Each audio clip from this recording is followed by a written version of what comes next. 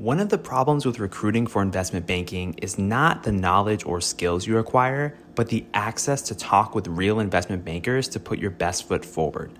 Our sponsor, WSO Academy, can provide those connections with 60 head mentors who are finance professionals at top firms like Goldman, Centerview, and JP Morgan. Imagine being able to get on the phone within 24 hours with one of the Academy's 1,300 mentors right before a critical interview.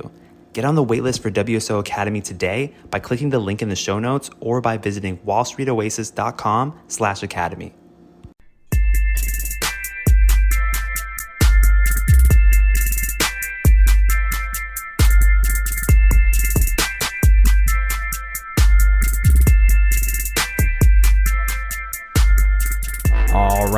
All right. Welcome to Investment Banking Insights. This is the only show absolutely dedicated to helping you learn both the technical and the non-technical aspects of the investment banking process. Yes, we are absolutely dedicated to the field of IB here on this show. So I hope that you're learning a lot, whether you're new to the show or you've been listening for a while and just working your way up through every single episode. I certainly hope this has helped you. And let's go ahead and talk today about exchange ratios. Okay, so we've talked about the precedent transaction analysis steps, and we're at the step where we are spreading our financial information. We're spreading our precedent transactions, but in order to do that, we have to understand what is actually going on in terms of the purchase of these companies that we're looking at.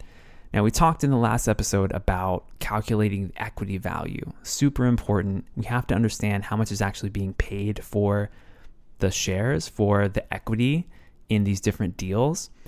But let's dig a little bit deeper into that. We don't just want to know how much was spent. We want to know how it was spent. What was the nature of the deal? Now, recall that there are three ways that one company can pay for another company. You have an all-cash deal, you have an all-stock deal, and then you have a mixture of cash or stock, cash and stock. Now, that cash might come from cash on hand. It might also come from newly raised debt that the company issues in order to make sure that they're able to finance the deal.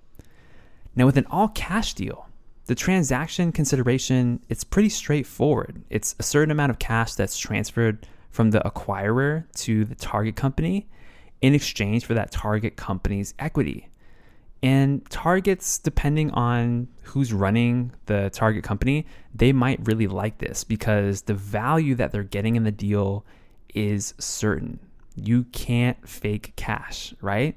Like imagine if you started a company, you built it up, and you sold it for $20 million and you get that offer like, hey, we want to buy your company for $20 million. We'll pay you in all cash. Like that sounds amazing, right? Now imagine you get that same call and the acquirer is saying, hey, we want to buy your company for $20 million, but we want to pay you all in stock, in our company stock. Well, you might think about that deal a little bit differently then, right? You might want to negotiate. Maybe you want a little bit more cash. Maybe you want a little bit more stock. Maybe you want it all cash and you're not accepting stock at all because you want that certainty of value. So that's a very real consideration in these types of deals. Now, if stock is an element of how the target company is going to get paid, you need to consider exchange ratios. And there are two types of exchange ratios. There's fixed ratios and floating ratios. Let's go over those now.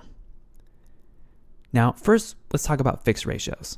A fixed ratio is essentially the number of shares that the acquirer gives divided by the number of shares that the target gives. So if the acquiring company gives 1 share of their stock to the target company and gets 4 shares of the target company's stock in exchange, its fixed exchange ratio is 0.25 because they're giving 1 and they're getting 4. So 1 divided by 4 is 0.25. Now, the thing with this is the actual dollar value of the deal can change if the acquirer's stock changes value before the deal is closed. You can see how this could happen, right? Because the deal is being paid on a per share basis, but the dollar per share value of the stock might actually change. We know stocks go up and down all the time. So the amount of value in dollars that the target company is actually going to get, that might change by the time the deal closes, by the time everything is all said and done. So that's kind of a risk with this method, but it is a method that's used. Another type of ratio is called a floating ratio. This is where you have a set dollar per share offer that's set for the acquirer to give to the target. So an acquirer might decide to pay the target company shareholders, let's say $30 in the acquirer's stock, $30 per share, for every share of target company stock that they hold. So it's based on the level of ownership on the target company side, and it's a set dollar amount. So the number of shares that the acquirer issues, it can change depending on stock price fluctuations, but not the dollar value. So that $30 per share, based on how many shares the target shareholders own, that doesn't change. But the amount of shares that the acquirer issues can change. So for example, if the acquirer's stock rises, then they need to issue less shares to pay out that fixed dollar value per share to the target. On the other hand, if the acquirer's stock falls, then they need to issue more shares to meet that dollar per share threshold. So let's say that the acquirer is going to pay $30 for every one share that the target company shareholders hold. If their stock falls, if the acquirer's stock falls, then they're going to have to issue more shares to make it up.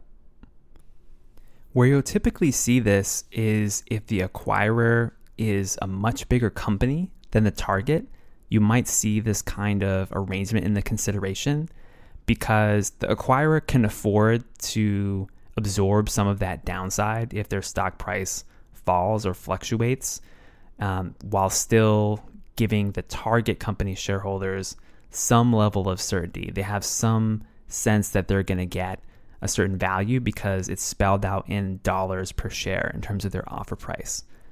So those are the differences between a fixed ratio and a floating ratio. And then as far as the floating ratio, like how do you calculate what that share price is at the end of the day that's going to be used? The share price is calculated usually as an average trading price over a certain number of days before the deal closes.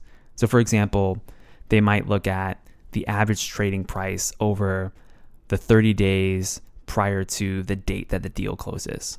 And then that's the share price used to calculate the number of shares that's going to be issued. So that's something that you should take into consideration as well. But those are the differences between fixed and floating. Next time, we're going to be talking about another provision that is useful to understand when talking about consideration for acquisitions. So that's what I got for you today. This has been Investment Banking Insights. My name is Alex Mason. I am your host, and I hope you have a wonderful, wonderful day. Take care.